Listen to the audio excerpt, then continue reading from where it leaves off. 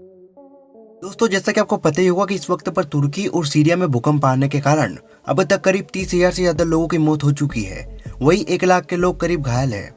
Rescue अभी भी जारी है। भारत तुर्की की मदद के लिए ऑपरेशन दोस्तों चला रहा है। भूकंप की वजह से ढह गई इमारतों के मलबों से लोगों को निकाला जा रहा है। लेकिन ये भी बात जान लीजिए दोस्तों कि यही तुर्की पाकिस्तान का साथ कश्मीर के मुद्दे पर कई बार दे चुका है। 1965 और 1971 के भारत पाकिस्तान युद्ध में भी तुर्की ने पाकिस्तान की बहुत ही मदद की थी। लेकिन इस मुश्किल वक्त की घड़ी में भारत तुर्की के साथ खड़ा है। आइए जानते हैं कि इसके पीछे की वजह क्या है। Let's go.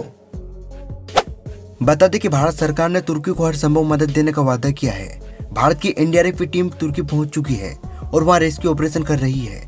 हालांकि अंतर्राष्ट्रीय मंचों पर तुर्की ने अक्सर भारत को धोखा ही दिया है। हाल ही में अपने पार्लियामेंट में कश्मीर पर कमेटी बनाकर तुर्की ने भारत के विरुद्ध कदम उठाया था। लेकिन इंडिया फिर भी तुर्की का साथ दे रहा है और उसके आड़े वक्त में एक दोस्तों की तरह साथ खड़ा है। जान ले कि तुर्की की मदद करना भारत की विदेश नीति का हिस्सा है। जब भी कोई देश मुश्किल में पड़ा है, इंडिया ने हमेशा उस देश को मदद भेजी है, चाहे फिर वो देश कोई दुश्मन देश ही क्यों ना हो। वैसे तो ये मुस्लिम देश और खासकर अफगानिस्तान, पाकिस्तान, बांग्लादेश और तुर्की जैसे इस्लामिक कंट्री में रहने वाले लोग भारत से बहुत ही ज्यादा नफरत करते हैं और हिंदुओं को काफिर कहते हैं। वो हिंदुओं और उनके द्वारा माने जाने वाले भगवान की मूर्ति पूजन को बिल्कुल नहीं मानते। लेकिन वही हिंदू बहुसंख्यक आबादी वाला देश इन्हें अपना भाई और दोस्तों समझकर इनकी सहायता कर रहा है। इसके अलावा भी बता दें कि तालिबान के कब्जे के बाद भी भारत ने खाद्य पदार्थ भेजकर अफगान लोगों की मदद की थी। और हाल ही में इंडियन पार्लियामेंट में पेश हुए बजट में भारत ने अफगानिस्तान को 200 करोड़ रुपए की वित्तीय सहायता दी है। यहाँ तक कि भारत ने अफगानिस्तान के लोगों को बेहतर रोड्स, इंफ्रास्ट्रक्चर और एजुकेशनल इंस्टीट्यूशन के कामों पर भी इन्वेस्टमेंट किया है ताकि उन्हें बेहतर फैसिलिटीज मिल सके।